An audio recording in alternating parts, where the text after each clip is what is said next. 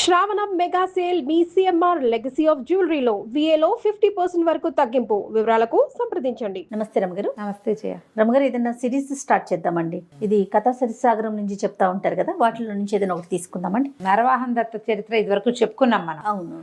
ఎవరెవరు నరవాహన్ దత్త చరిత్ర వినలేదో చక్కగా వినండి, చాలా మంచి మంచి కథలు ఉంటాయి, బాగుంటుంది. అయితే ఈ నరవాహన్ దత్త చరిత్ర, నరవాహనుడు ఆ దత్తుడు పుట్టిన తర్వాత వరకు అక్కడ దాకా కథ ఆపేశాం మనం. తర్వాత కూడా ఈ నరవాహన్ దత్తుడు ఎట్లా రాజకుమార్తెలందరినీ పెళ్లి చేసుకున్నాడు, దక్షిణ నాయకుడుగా ఎట్లా అయ్యాడు, ఎలా అతను విద్యాధర రాజుగా మారాడు, విద్యాధర చక్రవర్తిగా అయ్యాడు, అవన్నీ కూడా బోల్డ్ అని కథలు.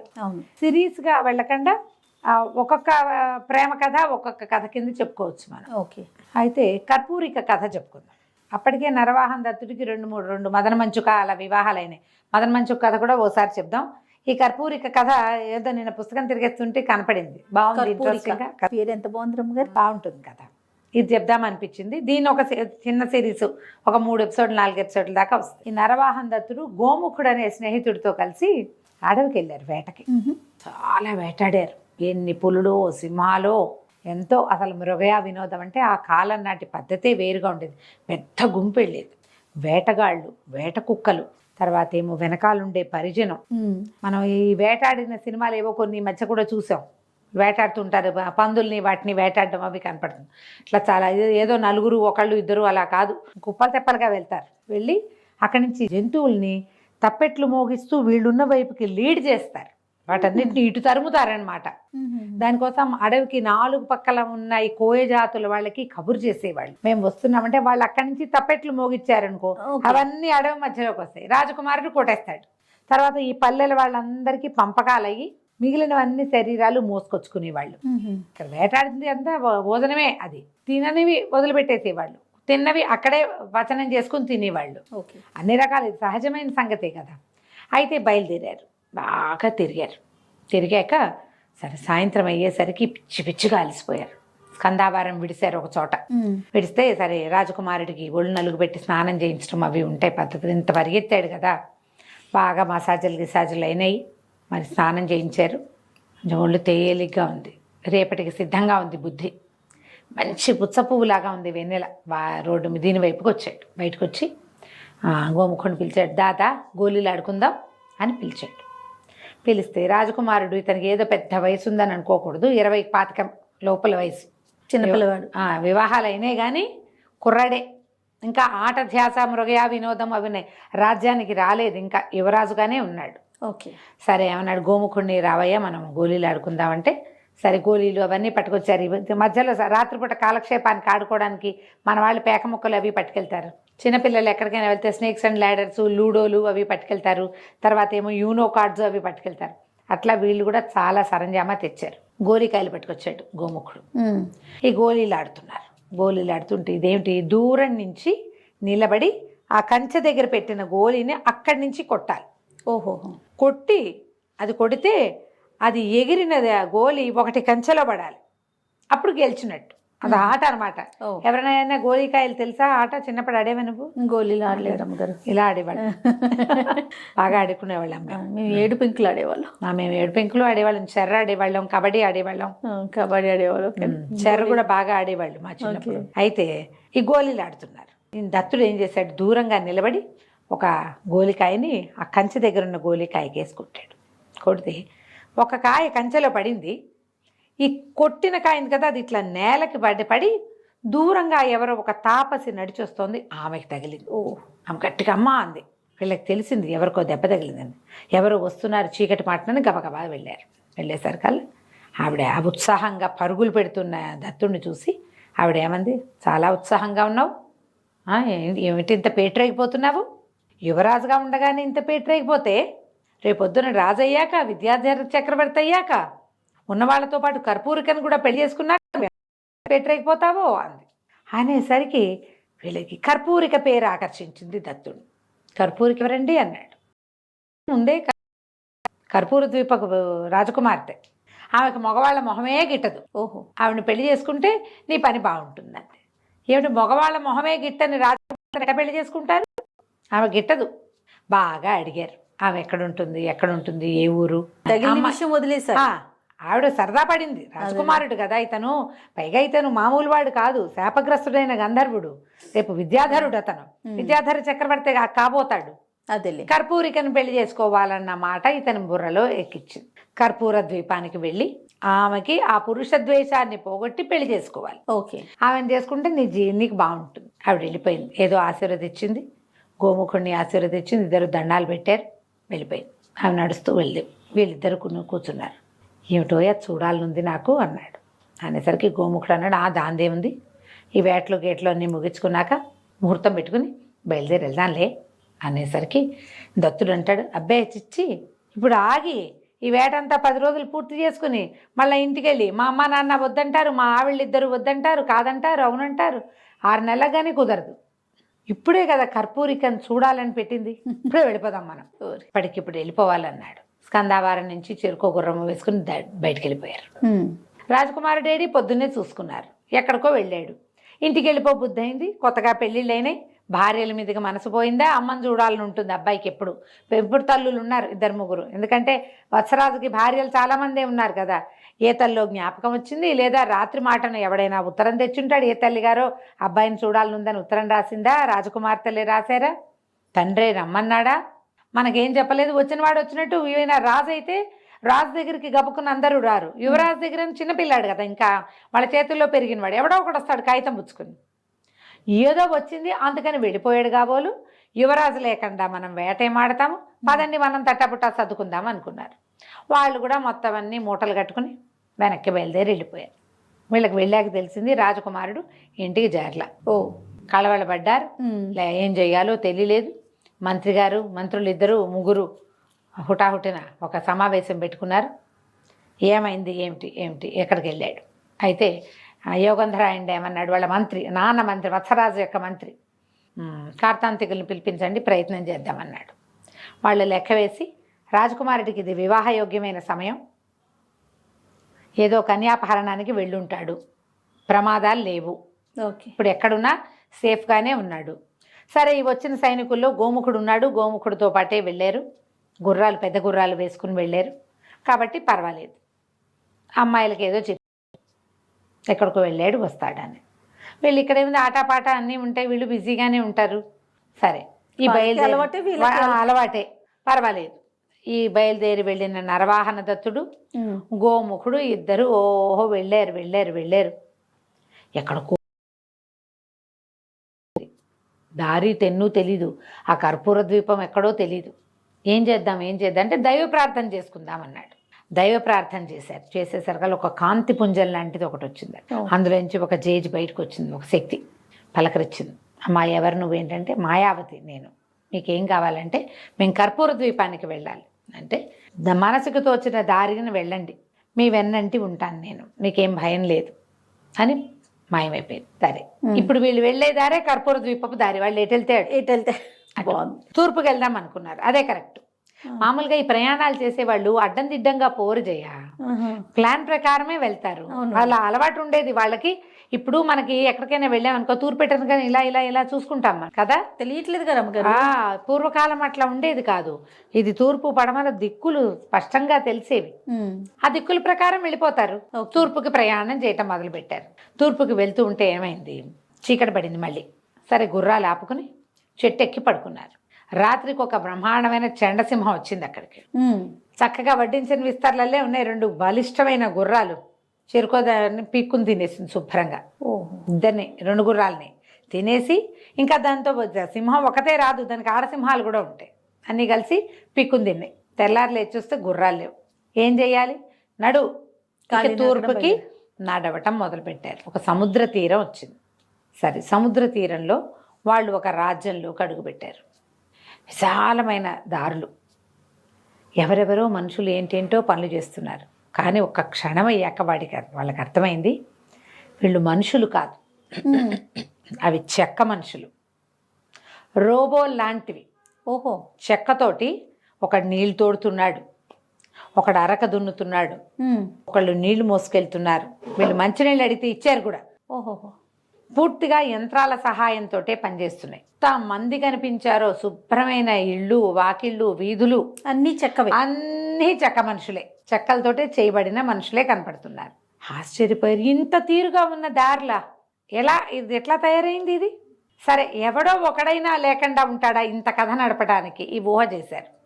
అన్ని దారులు చూశారు. సైనికులు ఉన్నారు, రథాలు ఉన్నాయి, చెక్క గుర్రాలు, చెక్క ఏనుగులు, చెక్క ఎడ్లు, పనులన్నీ అవుతున్నాయి. మామూలుగా ఒక ఊళ్ళో ఏం పనులు అవ్వాలో అవన్నీ అవుతున్నాయి. అన్నీ చెక్క మనుషులే చేస్తున్నారు. వెళ్తే వీళ్ళకి బ్రహ్మాండమైన కోట ఒకటి కనపడింది. వాకిట్లో ఉన్న కాపలాదారులు చెక్కలు. బాగుంది. లోపలికి వెళ్ళారు. లోపలికి వెళ్తే చాలా మంది జనాలు కూర్చున్నట్టుగా కనపడుతోంది. అన్నీ ఉడెన్వి, కొయ్య బొమ్మలే అవన్నీ. వీళ్ళు చూస్తే పైన సింహాసనం లాంటిది ఒక ఆసనం ఉంది. దాని మీద ఒక ఆయన కూర్చుని కనపడ్డాడు, మనిషి, ఒకే ఒకడు. వీళ్ళు ఆశ్చర్యపోయారు. వీళ్ళని చూడగానే అతను చాలా సంతోషంగా వచ్చాడు. ఎన్నాళ్ళైంది జీవించి ఉన్న మనుషులను చూసి, రండి రండి రాజకుమార రండి అని పిలిచాడు. సరే, లోపల తీసుకుపోయాడు. అక్కడ అన్ని చెక్కబొమ్మలు ఉన్నాయి. లోపల ఒక రాజుగారు ఉన్నారు. అప్పుడు ఈ రాజుగారు ఏం చెప్పాడు? ఎవరు ఏమిటి అంటే, నాది ప్రాంతం కాదు, నేను కాంచీపురానికి చెందినవాడిని. మేమిద్దరం అన్నదమ్ములం. నా పేరు రాజ్యధరుడు, మా అన్నయ్య పేరు ప్రాణధరుడు. మేమిద్దరం వడ్రంగులం, దారు శిల్పులు. అయితే మయబ్రహ్మ దగ్గర నుంచి మేము ఒక విద్య నేర్చుకున్నాం. చెక్కతోటి విమానాలు కూడా చేసేస్తాం మేము. ఏ బొమ్మలైనా ప్రాణం పోసేయగలం, వాటికి ఏ పనైనా చేయించగలం ఆ యంత్రాలతోటి. చెక్క యంత్రమే. మళ్ళీ ఈ యంత్రాల్లో ఇనుము వాడబళ్ళ, ఉడేనే అంతా. ఓకే, మేము ఆ విద్య నేర్చుకున్నాము. రాజ్యంలో మాకు కొంత గుర్తింపు లభించింది, చాలా కాదు కొంత లభించింది. అయితే మా అన్నకి బాగా వేశ్యాలోలుడు. ఆయన భార్య పిల్లలు ఉన్నారు. వేశ్యాలోలత్వం ఉంది. వేశ్యల మీద ఖర్చు పెట్టేవాడు డబ్బు బాగా. ఎంత డబ్బు వచ్చినా ఆయనకి సరిపోయేది కాదు, చాలా డబ్బు కావాలి. ఖర్చుదారి మనిషి. ఇప్పుడు ఏదో ఖర్చుదారి మనిషి అంటే ఓ కొనుక్కోవటమో ఓ ఇది కాదు. ఎవరికైనా స్త్రీల కంటే ఒక్క పూట వెళ్ళి వాళ్ళకి వేల కొలది ఇవ్వాలంటే పైగా ఇతను డబ్బు ఇస్తాడని తెలిస్తే డబ్బులకే వస్తారు అవతల. అంతేగా. ఎంత పోస్తే వస్తుంది? అక్కడి నుంచి వెనక్కి ₹1 రాదు. మనం డబ్బులు పోసి ఓ వస్తువు కొనుక్కున్నాం అనుకో, వస్తువైనా ఉంటుంది, వ్యక్తులు ఉండరు కదా. ఇలా ఎంత చెప్పినా మా అన్నయ్య ఏదైనా సందర్భం వచ్చినప్పుడు నేను చెప్పేవాడిని, ఈ లోలత్వాన్ని తగ్గించుకో, ఇది ప్రమాదకరమైందంటే వినేవాడు కాదు. ఆయన దగ్గర ఉన్న డబ్బు సరిపోయేది కాదు. అందుకని ఈయన రాజుగారి కోశాగారంలోంచి డబ్బులు కొట్టేయటానికి ఒక ప్రయత్నం చేశాడు. ఏం చేశాడు? 2 హంసల్ని తయారు చేశాడు. అవి తాళ్లతో నడుస్తాయి. సన్నటి తాడు. ఆ తాడు మా అన్నయ్య దగ్గర ఉంటుంది. గాల్లో ఎగరేస్తాడు, గాలిపటంలాగా. హంసలు అలా ఎగురుకుంటూ వెళ్ళిపోతాయి, ఆ తాడును పట్టుకుని ఉంటాయి. లోపలికి వెళ్ళి రాజుగారి కోశాగారంలోకి వెళ్ళి ఎంతో కొంత సొమ్ముని ముక్కును గరుచుకుని వచ్చేస్తాయి బయటికి. తాళ్లతోటి హంసల్ని వెనక్కి లాగేస్తాడు. అట్లా ఏర్పరచుకున్నాడు. మనం చూసాం డ్రోన్ సహాయంతో దొంగతనాలు. అవి ఎక్కడి నుంచి వచ్చినాయి? ఇగో ఏనాటి కథ చూడిది. ఈ హంసలు రోజు అర్ధరాత్రో తెల్లవారుజామునో మా అన్నయ్య ఇంటి దగ్గర మెలకుగా పెరట్లో ఉండి హంసల్ని ఎగిరిచ్చేవాడు. చెక్క హంసలు. వాటి దారిలో పోయేవి, పట్టుకొచ్చేవి. దూరం నుంచి చూస్తే అది హంసలాగానే ఉంది. అది దొంగతనం చేయబోతోందని ఎవరికి తెలియదు. ఇట్లా చేసేవాడు. రాజుగారి కోశాగారంలో చాలా సొమ్ముండి మొదట్లో తెలియలే. క్రమంగా ఒక్కో వస్తువు తరిగిపోతూ ఉండేసరికల్లా వాళ్ళకి తెలిసింది దొంగతనం జరుగుతోందని. చీమలు కూడా రాకుండా కట్టుదిట్టం చేశారు. నేల మీద నుంచి చీమ కూడా రాదు. ఆకాశంలో నుంచి, గవాక్షాల్లో నుంచి, తర్వాత వాతాయనాలు ఉంటాయి, కిటికీలు. వాతాయనం అంటే కిటికీ. ఇవి ఉంటాయి కదా, మన ఏమంటారు దాన్ని, పై వైపున ఉండేవి చిన్న హోల్స్, వెంటిలేటర్స్. వాటిల నుంచి వెళ్ళిపోతాయి ఆ హంసలు, పైనుంచి వెళ్ళిపోతాయి. అతనికి తెలుసు, మేము ఈ రాజ్యంలో రాజుగారికి చాలా పనులు చేసాం. ఏ పక్కన ఏ సందులున్నాయి, ఏ గొంతులున్నాయి, ఎక్కడ వాతాయనాలు ఉన్నాయి, ఎక్కడ పెద్ద కిటికీలు ఉన్నాయి, మాకు స్పష్టంగా తెలుసు. మా అన్నయ్య ఈ ప్రయత్నం చేసేవాడు. చూడగా చాలా రోజులకి మొత్తానికి ఇట్లా హంసలు వస్తున్నాయి లోపలికని కనిపెట్టారు. కనిపెట్టి ఈ సన్నటి తాళ్ల ఆధారంగా ఇవి వస్తున్నాయని తెలిసి తాళ్ళు కత్తిరించేశారు. తాళ్ళు కత్తిరించేసరికి వాళ్ళ హంసలు అక్కడ పడిపోయినాయి. వాళ్ళు కొట్టారు, ఏదో వేటి కొడితే తాడు తెగిపోయింది. తాడే వాళ్ళు ప్రత్యేకంగా తాళ్ళు వాళ్ళకి కనపడి ఉండకపోవచ్చు బహుశా. ఎందుకంటే ఆ సన్నటి తాడు లాగేవాడికి తెలుస్తోంది కానీ కనపట్టల్లా. పైకి ఇట్లా మనం ఆకాశంలో చూస్తే దారం ఎగురుతోంది అనుకో, కనపడుతుంది. కనపడనంత సన్నటి థ్రెడ్ అది. వీళ్ళు హంసల్ని కొట్టారు. అవి తాళ్ళకి తగిలి తాడు తెగి హంసలు పడిపోయినాయి. తాళ్ళు తెగిపోయేసరికల్లా ఇప్పుడు లాగుతున్న వాడికి అక్కడ తాడు తెగిపోయింది అనుకో, వెనక్కి పడతాం. అది వచ్చేస్తుంది ఫిజిక్స్. ఇక్కడ తాడు తెగి చేతిలోకి వచ్చింది. మా అన్నయ్యకి తెలిసిపోయింది. అయితే ఈ హంసలు ఎక్కడ పడ్డాయి?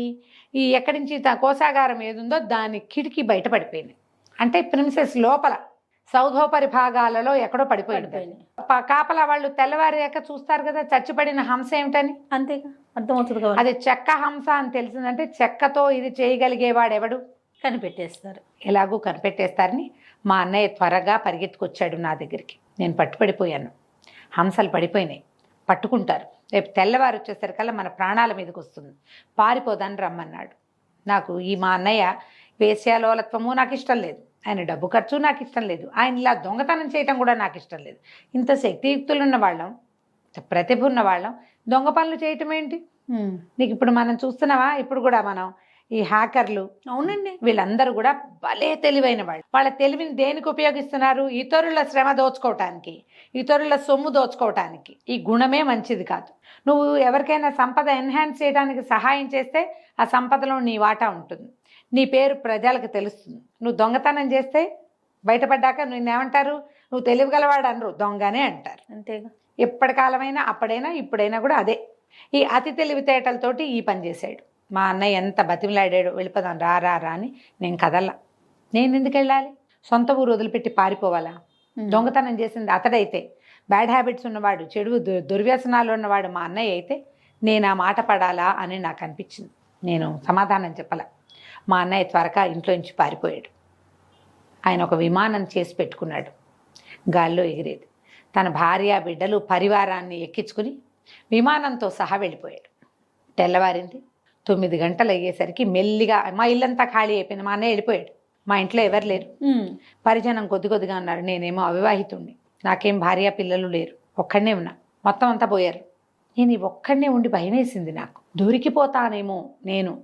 పారిపోయిన మా అన్నయ్యను వదిలేసి దొరికిన నన్ను పట్టుకుంటే సరే, అన్నయ్య ఎటు వెళ్ళాడేదో చూద్దామని నేను తయారు చేసుకున్న విమానం ఉంటే దాన్ని చకచక సరి చేసుకుని విమానం ఎక్కి పారిపోయాను. పారిపోయి సముద్ర తీరాన్ని చేరాను. ఇదిగో ఈ ప్రాంతానికి చేరాను. ఇక్కడ ఎవ్వరూ లేరు. ఏనాటిదో ఈ కోట. సరే, ఏం చేయలేకపోయాను, ఏం చేయాలో తెలియలే. అయితే ఏమైంది, ఒంటరిగా ఎంతో కాలం ఇక్కడే ఉండిపోయాను. 3-4 రోజులున్నా. ఆహారం ఆకలిస్తోంది, ఏం చేయాలో తెలియదు. నిద్రపోతే నాకు కల్లో ఒక బాలుడు కనపడ్డాడు, బ్రహ్మచారి కనపడి, రాజ్యధర నువ్వు ఇక్కడే ఉండు, ఇది నీ రాజ్యం, నువ్వు ప్రాణాల మీద ఆశ తీపి మానుకోవద్దు, నీకు మంచి రోజులు వస్తాయి, ఆకలిస్తే మధ్యమపురానికి వెళ్ళు అని చెప్పారు కల్లో. చూసుకున్నాను మధ్యమపురం ఎక్కడుందా అని. ఇక్కడి నుంచి కొంత వెనక్కి వెళ్ళాలి. ఆ మధ్యమపురానికి వెళ్తే అక్కడ బంగారు పాత్రల్లో వడ్డించిన పదార్థాలు ఉన్నాయి. శుభ్రంగా పెట్టుకుని తిన్నాను. అక్కడ పళ్ళే తిన్నా. పళ్ళు ఎన్ని రోజులు తిని ఉంటాను? రోజు అన్నం తినేవాడు తినలేడు, పళ్ళు ఎక్కువ రోజులు. ఆహారం తిన్నాను. పాత్రలు అక్కడ వదిలిపెట్టి మళ్ళీ ఇక్కడికి వచ్చాను. సరే, క్రమంగా ఇక్కడంతా పెద్ద పెద్ద చెట్లు, దారు శిల్పాలకి అనువైనటువంటి మహావృక్షాలు ఉన్నాయి. ఒక్కో చెట్టు కోసి నాకు కావాల్సినట్టుగా ఒక్కొక్క ఆకారం చేశాను. మొత్తం ప్రజలందరినీ ఈ చెక్కలతోటే చేశాను. అతను కొంచెం వృద్ధుడైపోయాడు, పెద్దవాడైపోయాడు. ఎన్నేళ్ళో అయింది అతను వచ్చి. ప్రాణాల మీద ఆశ వదులుకోవద్దు అని ఆ కల్లో చెప్పిన వాడు కుమారస్వామి అని నేను భావించాను. రోజు మధ్యంపురానికి వెళ్ళి భోజనం చేసి వస్తా. నేను వెళ్ళేసరికి అక్కడ ఆహారం సిద్ధంగా ఉంటుంది. అక్కడికి వెళ్ళి తింటాం, వచ్చి కూర్చొని బొమ్మలు చేసుకోవటం. నాకు కావాల్సిన బొమ్మలు చేసా. వీళ్ళతో అన్ని పనులు చేయించేస్తున్నా. మాటలే ఉండవు, ఏ పని కావాలన్నా చేస్తారు. యంత్రాలన్నీ అన్ని పనులు చేస్తారు. సేమ్ డిట్టో రోబో అంతే. ఇప్పుడు శంకర్ గారు ఎక్కడి నుంచి పుట్టించాడు రోబోని? అదే కదా కదా కదా. అవును గారు. ఎంత పాత కథ జయ, ఇది 1000 సంవత్సరాల క్రితం రాయబడింది. పైశాచి భాషలో రాసింది కదా కథా సరిసాగరం. గుణాఢ్యుడు రాసిన కథలు కదా ఇవి. మరి ఏనాటి పైశాచి భాష? సూపర్ కదండి. ఇవేనేమో మూలాలు, అందులో ఏ అనుమానము లేదు. అవునండి. అక్కడి నుంచి నేను ఒక్కడే ఉంటున్నా. ఎప్పుడో నాకు మంచి రోజులు వస్తాయని. మాటలు లేవు కానీ వీళ్ళు ఉన్న వాళ్ళందరూ అన్ని ఆజ్ఞలకి పనులు చేస్తారు. సరే, మీరు ఉండండి, ఈ పూట ఇక్కడే ఉండండి అని అడిగాడు. ఉండండి, కొద్ది రోజులు ఉండండి అన్నాడు. పెద్ద ఆయన అడుగుతున్నాడు కదా, ఉందామనుకున్నారు. సరే, వెనక్కి వెళ్ళాడు, తీసుకెళ్ళారు. అక్కడ ఏవో చెట్ల పళ్ళు కనపడుతున్నాయి, ఆకలి వేస్తున్నాయి వీళ్ళిద్దరికి. పళ్ళు కోసుకుంటుంటే వద్దు వద్దు, పళ్ళు ఎందుకు, స్నానం చేయండి అని చెప్పి స్నానాలు చేయించి మధ్యమపురానికి తీసుకెళ్తే ముగ్గురికి సరిపడా ఆహార పదార్థాలు ఉన్నాయి అక్కడ. చక్కగా ఇప్పుడప్పుడే బయలుదేరి 5-6 రోజులు అయిపోయింది. షడ్రసోపేతంగా శుభ్రంగా హాయిగా తిన్నారు. వచ్చి ఇక్కడ రెస్ట్ తీసుకున్నారు. రెస్ట్ తీసుకున్నాక మేము వెళ్తామంటే ఇతను ఏమన్నాడంటే, ఒక విమానం ఇస్తాను మీకు, మీరు ఇక్కడి నుంచి వెళ్ళడానికి వాడుకోండి అని చెప్పాడు. ఇక మేము వెళ్ళాల్సింది ఎక్కడికి? కర్పూర ద్వీపం. కర్పూరిక అనే అమ్మాయిని చూడడానికి వెళ్ళాలి చెప్పారు. సరే, ఈ కథ అంతా విన్నాక ఆయన అన్నాడు, మీరు ఈ చిన్న విమానం తీసుకుని వెళ్ళండి, వచ్చేటప్పుడు మళ్ళీ మీరు రావచ్చని, అది ఎట్లా వాడాలి అవన్నీ వీళ్ళకి నేర్పించాడు. రాజధరుడి దగ్గర కొద్ది రోజులు గడిపి అతనిచ్చిన చిన్న విమానంలో వీళ్ళిద్దరూ, నరవాహన దత్తుడు, గోముఖుడు ఇద్దరు కలిసి బయలుదేరి వచ్చారు. ఈ కర్పూర ద్వీపానికి వెళ్ళారనమాట. కర్పూర ద్వీపానికి వెళ్తే అదొక అందమైన చక్కటి ద్వీపం. ఎంత బాగుందో ఊళ్ళు, చాలా బాగుంది ఊరు. రాజభవనాలు అవి బాగున్నాయి, తోటలు దొడ్లు బ్రహ్మాండంగా ఉన్నాయి. సరే వీళ్ళు ఏం చేశారు, ఒక ముసలావిడ ఇంటికి వెళ్ళారు. వెళ్ళాక భోజనం చేశారు. ఆవిడకి ఏదో కొంత డబ్బులు ఇచ్చారు. అడిగారు, కనుక్కున్నారు, ఏమిటి మీ రాజకుమార్తె ఎవరు, రాజు ఎవరు, రాజుగారికి ఎంతమంది పిల్లలు ఏమిటి అంటే అని రాజకుమార్తె విశేషాలు చెప్పమంటే, ఆ ప్రతి కొత్త ఊరి కుర్రవాడికి రాజకుమార్తె సంగతే కావాలి అని చెప్పి, రాజకుమార్తె పరమాద్భుత సౌందర్యవతి, తండ్రి ఆమెకి వివాహం చేయాలని అనుకుంటున్నాడు. పిల్ల పేరు కర్పూరిక, నిజంగానే కర్పూరపు బొమ్మలాగానే ఉంటుంది, కానీ ఆమె పురుషద్వేషిణి, పరమద్వేషం, పురుషద్వేషం ఆవిడికి. ఆమెకి ఇష్టం లేదు పెళ్లి చేసుకోవటం, వివాహం చేసుకోనని చెప్పేసింది. కాబట్టి వివాహ ప్రయత్నాలు ఏమీ జరగట్లేదు. అంటే ఆమెకు పురుషద్వేషం ఎందుకుందో చెప్పమన్నాడు దత్తుడు. నాకు కాదు, నా కూతురు కొద్దికాలం పనిచేసింది, ఆమె తెలుసుకుంది ఈ సంగతి ఏమిటో. ఈ అమ్మాయి చిన్నప్పుడు ఎప్పుడో, అంటే చిన్నప్పుడు దీని ముందు జన్మలో భార్యాభర్త ఇద్దరు హంసలు. అయితే ఈ హంసలుగా జన్మించినప్పుడు ఆమె తన సంసారాన్ని పోగొట్టుకుంది. ఓకే. పెద్ద తుఫాన్ వచ్చి పిల్లలు పోయినాయి. ఆ పిల్లల మీద దుఃఖంతో తను కూడా చచ్చిపోదాం అనుకుంది. భర్త ఏమో కాదు జీవించి ఉండాలి మనం, ఇంక మళ్ళీ పిల్లలు పుడతారన్నాడు. అంటే ఒప్పుకోలే. అట్లా సంతానం మీద ప్రీతి లేని ఆ పురుషుణ్ణి, మగవాడిని ద్వేషించింది ఆమె. దాంతో మరణించింది. సముద్రంలో దూకి ఆత్మహత్య చేసుకుంది. ఆ పురుష ద్వేషంతో ఈ అమ్మాయి పుట్టింది. ఓహో. మగవాళ్ళు అలాగే ఉంటారు. ఇప్పుడు పిల్లలు చచ్చిపోతే తల్లిని ఎట్లా ఓదార్చాలి, మళ్ళీ పుడతారులే అనొచ్చా? తప్పు కదా. అంత మాట అన్నాడు కాబట్టి మగవాళ్ళంతా దుర్మార్గులుగా ఉంటారని అమ్మాయి నమ్ముతుంది. అదే, అందుకని పెళ్ళొద్దంటోంది. అనేసరికల్లా ఆ మాటలు వినంగానే ఈయన ఆశ్చర్యపోయాడు దత్తుడు. అయితే ఇంకా యువరాణికి పెళ్లి కానట్టేనావా అన్నాడు. అనేసరికి ఎందుకు కాదు, యువరాణికి పెళ్ళి అవుతుంది తప్పకుండా. ఆమెకి జోస్యం చెప్పబడింది, మామూలు వాడు కాదు, విద్యాధర రాజు అయ్యేవాడెవడో ఒకడొచ్చి అమ్మాయిని వివాహం చేసుకుంటాడు. వద్దంటోంది ఏదో అనేసరికల్లా వీళ్ళకి నవ్వొచ్చింది ఇద్దరికి. విద్యాధర చక్రవర్తి అవుతాడు నరవాహన దత్తుడు, అతను పుట్టినప్పుడే ఉంది ప్రాఫెసీ, అది చెప్పబడింది కదా, అసలు ఆకాశవాణి చెప్పింది ఆ మాట. వీళ్ళిద్దరూ నవ్వుకున్నారు. అయితే ఆవిడకి అనిపించింది, ఈ కుర్రవాడు వచ్చినవాడు మామూలుగా లేడు, చాలా ప్రత్యేకమైన స్వరూపం, అందగాడు, ఆజానుబాహువు, ఏం మాట్లాడినా అన్ని ఇతనికి తెలుసు అని అర్థమయ్యేలాంటి ఒక కనిపిస్తోంది అతని తీరులో. అయితే ఆవిడ ఏమందంటే, నాయన ప్రయత్నం చెయ్యి, రాజకుమార్తె నీదే కావచ్చు, విద్యాధర రాజుకి ఉండవలసిన లక్షణాలన్నీ కనిపిస్తున్నాయి నీలో, నువ్వే కావచ్చు రాజకుమార్తెకి భర్తవి అనేసరికి వీళ్ళిద్దరూ సరే అనుకున్నారు. గోముఖుడు దత్తుడు ఇద్దరు మాట్లాడుకుని ఏం చెయ్యాలని మరునాటికి ఒక పథకం ఆలోచించారు. వాళ్ళు ఏం చేశారు, ఇతను ఒక యతి వేషం వేసుకున్నాడు. ముందు రాజకుమారుడి వేషంలో ఉన్నాడు ఇక్కడ ముందు వచ్చినప్పుడు. ఇప్పుడు యతి వేషం అంటే ఏమిటి, కాషాయ వస్త్రాలు, జుట్టు కొంచెం పైకి ముడి, దండక మండలాలు, భుజాన్ని ఒక వేలాడుతూ ఒక సంచి, యతీశ్వర్ల వేషం వేసుకున్నాడు. యతీశ్వర్ల వేషం వేసుకుని అతని వెనకాల గోముఖుడు నడిచొస్తూ రాజప్రాసాదం దగ్గరికి రాగానే హంసి హంసి అని పెద్దగా అరుస్తూ ఏడుస్తూ గుండెలు బాదుకోవటం మొదలుపెట్టాడు. మహా దుఃఖంలో ఉన్నాడు. అది కరెక్ట్గా ఎక్కడుంది, అంతఃపురానికి దగ్గర. ఈ పెద్ద ఇంత ఎత్తు మనిషి, కాషాయ వస్త్రాలు, మామూలుగానే అతను చాలా అందమైన వాడు, ఈ బట్టలతోటి ఇంకా అతను అందం ద్విగుణీకృతం అయిపోయినట్టుంది. అంతవాడు గుండెలు బాదుకుని ఏడుస్తుంటే ప్రజలంతా చేరరు. అంతఃపురంలో ఉన్న ఆడపిల్లల వాళ్ళు వీళ్ళు అందరూ వచ్చి చూడటం మొదలు పెట్టారు. ఒకళ్ళు ఇద్దరు పరిగెత్తుకుంటూ వెళ్ళి యువరానికి చెప్పారు, అక్కడ ఏదో వింత జరుగుతోంది, ఎవరో ఒక యతి హంసి హంసి అని ఏడుస్తున్నాడు, గుండెలు బాదుకుంటున్నాడు, మరి చూడటానికి మహాశోభగా ఉన్నాడు, చూద్దు కానీ రారా అని తీసుకెళ్ళాడు. యువరాణి కూడా వెళ్ళింది. వెళ్ళేసరికల్లా ఈ హంసి హంసి అని గుండెలు బాదుకుంటున్నవాడు ఠక్కిన గుండెల మీద చేతులు ఉంచుకుని అట్లాగే యువరాణి కేసు చూడటం మొదలుపెట్టాడు. ఈ పక్కన చిలక తిరిగింది, ఎవరో ఈయనెవరు, ఎందుకు ఇట్లా బాధపడుతున్నాడంటే, ఏం చెప్పాలమ్మా, ఇతని గురించి చెప్పడానికి మాటలు లేవు. ఆయన పూర్వజన్మలో తన భార్య అయిన హంసిని వెతుక్కుంటూ ఈ నగరానికి చేరాడు. ఎప్పుడో ఒక జన్మలో అయిన ఇంతకుముందు మన్మథుడు శాపవశాత్తు హంసగా జన్మించాడు. ఒక అప్సరస్సు కూడా శాపవశాత్తు మన్మథుడికి భార్యగా హంసుడికి భార్యగా హంసిగా జన్మించింది. వాళ్ళిద్దరూ చాలా కాలం హాయిగా సంతోషంగా కలిసి ఉన్నారు. ఒక చందన వృక్షం మీద కాపురం పెట్టారు. తర్వాత పిల్లలు పుట్టినాయి. గుడ్లు పెట్టి పిల్లల్ని బొదిగిన తర్వాత సముద్రంలో తుఫాన్ వచ్చింది. అలల తాకిడికి చందన వృక్షం పడిపోయి పిల్లలు సముద్రంలో కలిసిపోయారు. ఆ హంసి దుఃఖంతో పరమేశ్వరుణ్ణి ప్రార్థించి పిల్లల కోసం మరణించింది. తన భార్య కోసం హంసుడు కూడా మరణించాడు. మరణించి తన భార్యని తనకి వచ్చే జన్మలో ఆమె ఎలా పుడుతుందో అనురూపమైన వాడిగా తనని జన్మింపజేయమని, ఆమెను తనకి దక్కించమని కోరుకున్నాడు. ఓహో. ఇప్పుడు తన కోరిక ప్రకారము యువరాజుగా కౌశాంబి నగరానికి యువరాజుగా జన్మించాడు. కౌశాంబికి రాజు. ఈయన పుట్టగానే ఇతను విద్యాధర చక్రవర్తి అవుతాడని అశరీరవాణి చెప్పింది. దానికి తగ్గట్టుగానే అలాగే పెరిగాడు. వత్సరాజు లోకోత్తర చరిత్ర కలిగిన వాడు ఇతని తండ్రి. చాలా విశేషంగా పెరిగి పెద్దవాడయ్యాడు. మదన మంచుక అనే అమ్మాయిని వివాహం చేసుకున్నాడు.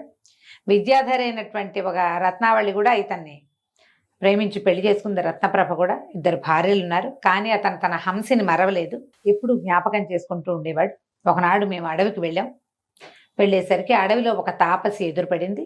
అప్పుడు చెప్పింది అసలు సంగతి అన్నాడు. ఈ చెలికత్తలందరూ కథ వింటున్నారు. ఇప్పుడు ఈగర్గా వినరు. కథ చెప్తుంటే ఉత్సాహంగా విని ఏం చెప్పింది తాపసి ఏం చెప్పింది అన్నారు. ఏం చెప్పింది ఏంటమ్మా, ఈ కర్పూర ద్వీపానికి రాజుగారికి కూతురుగా హంసి పుట్టిందని, ఆమె పేరు కర్పూరిక అని, ఆమె తన భర్త కోసమే వివాహం మానుకుని ఉన్నదని చెప్పింది. అప్పటి నుంచి ఈయన ఇలా ఎతైపోయాడు. మరి ఇక్కడికి వెళ్ళిపోయి నా హంసి నాకు కావాలని లాక్కొచ్చాడు నన్ను. నేను ఇక్కడ దాకా వచ్చేసరికల్లా ఇక్కడే తన భార్య ఉంటుందని ఆయన తెలుసుకున్నాడు. అందుకని దుఃఖం పట్టలేక ఏడుస్తున్నాడు. ఎంత కథ చెప్పాడు. చెప్పేసరికల్లా ఈ అబ్బాయి ఏంటి ఏకంగా ఆవిడ కంట్లోకి చూస్తున్నాడు దత్తుడు. ఆ అమ్మాయి కూడా మొహం తిప్పల కథ అంతా వింటుందా. అంటే ఇతను పూర్వజన్మలో తన భర్త తనను గుర్తుపెట్టుకున్నాడు. ఏమనిపించింది, నేను ఆ జన్మలో ఏమనుకున్నాను, భర్త దుర్మార్గుడు అనిపించింది. సంతానం కోసం స్త్రీవాంఛతోటి ఇతను ఈ పని చేస్తున్నాడు. నేను పిల్లల కోసం ఏడ్చి అలమటించిపోతుంటే నా మీద జాలి పడలేదు. మనం మళ్ళీ గూడు కట్టుకుని గుడ్లు పెడదాన్ని రమ్మన్నాడు. దుర్మార్గుడు, దౌర్భాగ్యుడు, మగబుద్ధి అని నేను ఆత్మహత్య చేసుకున్నాను. కానీ ఇతను నా వెనకాలే ప్రాణత్యాగం చేశాడు. ఈవిడ సముద్రంలో పడిపోయింది హంసుడు కూడా సముద్రంలోనే పడిపోయాడు. పైగా తన భార్య ఎలా పుడుతుందో అనురూపంగా నన్ను పుట్టింపజేయమని అడిగాడు భగవంతుడు ఇతని కోరికని ఒప్పుకున్నాడంటే ఏమిటి అర్థం, వీడు సరైన వాడని కదా. అంతేగా. అమ్మాయి ఆవిడ కరిగి నీరే ప్రవహించేసింది. ఈ గోముఖుడు అన్నాడు, ప్రభు అట్లా చూడకూడదు, యువరాణి ఆమె కేసు చూస్తున్నారు మీరు అనేసరికల్లా ఆ యువరాణి అంది, తప్పేముంది, నా భర్త నన్ను చూడడంలో ఏ తప్పు లేదు. ఓహో, నేను వీరి భార్యని, ఆయన నా కేసు చూడొచ్చని ఎవరక్కడ అని కేకేసింది. వాళ్ళంతమంది వచ్చారు సైనికులు, వాళ్ళు వీళ్ళు. రాగానే వీళ్ళకి మంచి ఏర్పాట్లు చేయండి, ఆమె సంధ్యాతులు చూడండి అని చెప్పి అప్పచెప్పేసరికి సరే తీసుకుపోయారు. యువరాజుని ఆయన స్నేహితుడిని నరవాహన దత్తుడిని గోముఖుడిని రాజాస్థానం లోపలికి తీసుకుపోయి ఓ భవనం కేటాయించి స్నానం సంధ్యాతులకు అరేంజ్ చేశారని ఏర్పాట్లన్నీ చేశారు. సరే ఈవిడేం చేసింది, తండ్రి గారు ఖాళీగా ఉన్నారేమో కనుక్కోమని కబురు చేసింది. ఆయన ఎప్పుడెప్పుడు కూతురు రమ్మంటుందా అని చూస్తున్నాడు. సరే పిలిస్తే వెళ్ళింది. అప్పుడు ఆమె చెప్పింది, నా తండ్రి నేను నీకు ఒక కథ చెప్పాను కదా, పూర్వజన్మలో నేను హంసినని, నా భర్త దౌష్ట్యం వల్ల నేను ఆత్మహత్య చేసుకున్నానని, నా భర్త నా కోసం జన్మించాడు, అతనే నన్ను వెతుకుంటూ వచ్చాడు, నాకు అతనితో వివాహం చేయండి అనగానే రాజుగారు ఆశ్చర్యపోయాడు. ఎవరు ఏమిటి అన్నీ కౌశాంబి రాజు ఆల్రెడీ చాలా పేరుంది. వత్సరాజు చాలా గొప్ప పేరు కలిగిన రాజు. ఆయన వివాహాలు అన్నీ ప్రత్యేకమైనవే కదా. ఈయనకు విద్యాధర చక్రవర్తి కాబోతాడని విని, మా అమ్మాయికి ఇట్లాగే విద్యాధర చక్రవర్తి కాబోయేవాడే వివాహం చేసుకుంటాడని ఉన్నది. మేము అమ్మాయిని పెళ్లి కోసం అడిగితే అమ్మాయి ఏమో ఈ మాటలు చెప్పింది. ఇదంతా ఎట్లా సానుకూల పడుతుందా అని చాలా బెంగపెట్టుకుని ఉన్నాను ఆయన. సమయానికి ఎదురొచ్చావు, కలిసి వచ్చే కాలానికి నడిచొచ్చే కొడుకులాగా నువ్వే వరుడివే నడిచొచ్చావు, తప్పకుండా వివాహం చేస్తానని చెప్పి చక్కగా విశేషంగా పందిళ్ళు వేయించి పెద్దగా భోరున వాయిద్యాలతోటి చక్కగా వివాహం చేశారు. భార్య భర్త పూర్వజన్మ సంగతులు కూడా కొన్ని మాట్లాడుకున్నారు. ఏముంది కథ అల్లటానికి. అవతల వాళ్ళు మొదలు పెడితే మన వాళ్ళు చుక్కలు పెట్టారనుకో, మనం ముగ్గులు వేసేయచ్చు. ఆవిడతో చుక్కలు పెట్టించి ఈయన ముగ్గులు కలిపి మొత్తానికి మన ఇద్దరం ఒకే జాతి వాళ్ళమని ఆమెని నమ్మించాడు. సరే వివాహం అయిపోయింది. అయిపోయాక మేము మా రాజ్యానికి వెళ్ళిపోతాం. మేము ఇంట్లో చెప్పలేదు, రాజ్యంలో మేము కబురు చేయలేదు. ఇంచుమించు మేము బయలుదేరి నెల రోజులు అయిపోయింది. నేను ఏమైనా తీసుకెళ్తానన్నాడు. అయితే ఇక్కడి నుంచి ప్రయాణం చేయటం, వీళ్ళు ఎట్లా వచ్చారు, చిన్న విమానంలో వచ్చారు. అవును, రాజ్యధరుడు చేసి ఇచ్చినటువంటి చిన్న విమానం. ఇతను ఏమన్నాడంటే, ఒక స్నేహితుడు ఉన్నాడు, అతను విమానాలు తయారు చేస్తాడు, నేను అతని దగ్గరికి వెళ్ళి ఒక పెద్ద విమానం తయారు చేయించి పట్టుకొస్తా.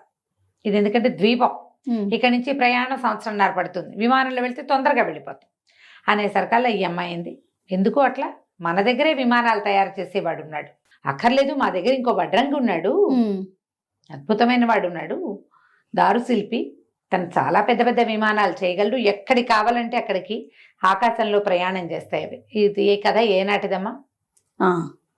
ఏనాటి కథ? అప్పట్లోనే విమానాలు. అప్పట్లో విమానాలు దారు శిల్పులు చెక్కతోటి చేశారు. ఎంతమంది కావాలంటే అంతమంది పడతారు దాంట్లో. అప్పటికి వాళ్ళకి విమానం ఎలా తెలుసో చెప్పు అసలు. మనం అది ఆలోచించాలా? వేదాల్లో ఉన్నాయిట అనగానే వీళ్ళంతా వెకిలి మొహాలు వేసుకుని వేదాల్లో ఉన్నాయిటగా కనుక్కోండి అని పిచ్చి కామెంట్లు అన్ని పెడతారు. వేదాల దాకా ఎందుకు? ఇప్పుడు ఈ కథ ఏనాటి కథ? ఎన్ని వందల సంవత్సరాల క్రితం రాయబడింది. గాలిలో ఎగిరేటువంటి చెక్కతో చేసిన సాధనాలు, యంత్ర సాధనాలు ఆ రోజుల్లో ఉన్నాయి ఒకటి. తర్వాత యంత్రాల సహాయంతో మనుషుల్లాగా పనిచేసేటువంటి సాధనాలు ఆ రోజుల్లో ఉన్నాయి. మనం ఇప్పుడు అదే చెప్పుకుంటున్నాగా రోబోలు ఉన్నాయి. ఈ గాల్లో ఎగురుతూ వెళ్తుంది కదా, దాన్ని ఏమిటో అంటాం మనం. ఇవి కెమెరాలు పెడతారు కదా, డ్రోన్ కెమెరాస్.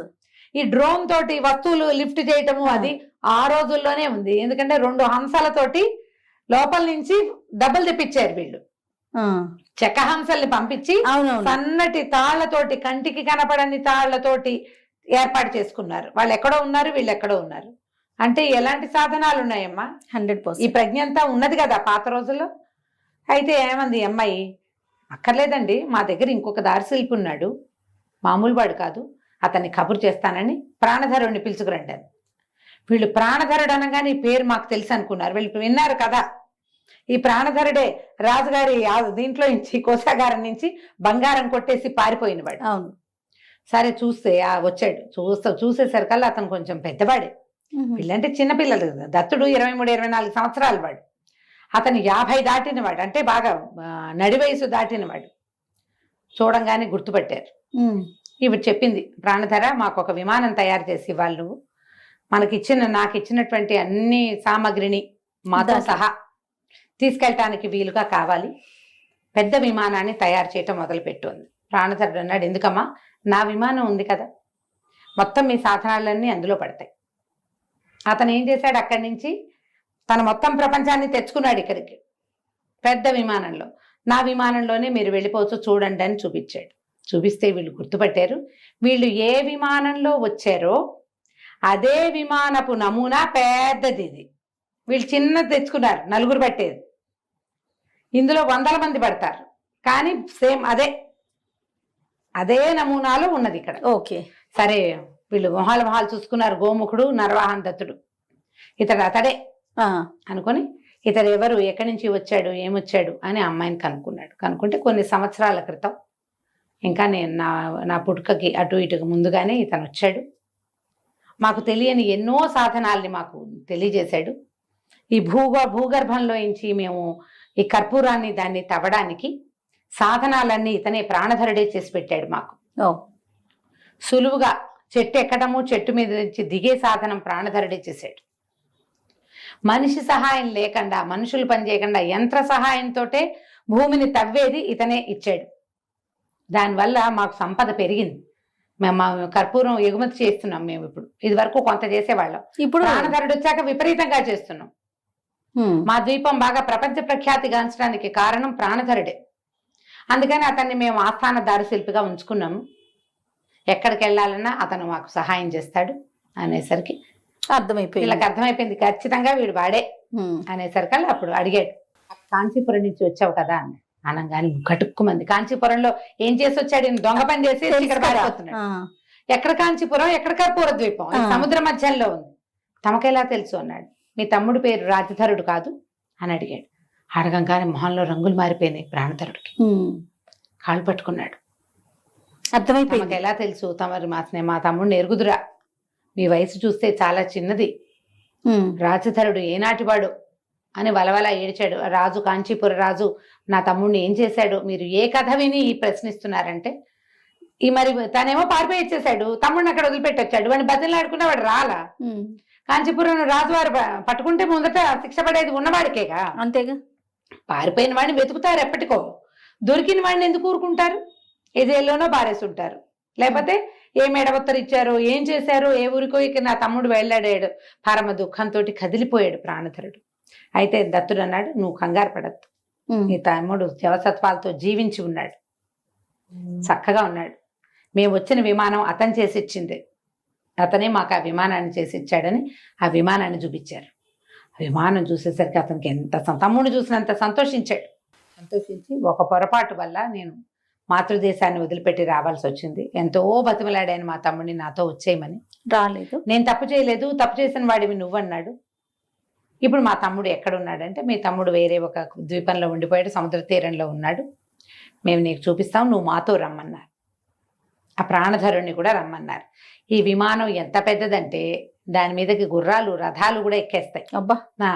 కొంత వేల మంది దాసీ జనం, కొంతమంది చెలికత్తెలు, అక్కడి నుంచి బోళ్ళంత ధనం, మూటల కొద్దీ కర్పూరం మొత్తం ఎక్కించారు. ఎక్కించి ఈ రాజ్యంలో కర్పూరం ద్వీపంలో వాళ్ళందరికీ వీడ్కోలు చెప్పి, ఏ పెద్దమ్మ వల్ల అయితే అమ్మాయి రాజకుమార్తె వ్యవహారం తమకు తెలిసిందో ఆమె ఇల్లంతా బంగారంతో నింపెట్ట నరవాహన్ దత్తుడు. నీ వల్లే నాకు రాజకుమార్తె లభించిందని ఆమెను ఎంతో ప్రీతిగా చూసి ఆమెని బాగా సంభావించి వీళ్ళందరూ కలిసి బయలుదేరారు.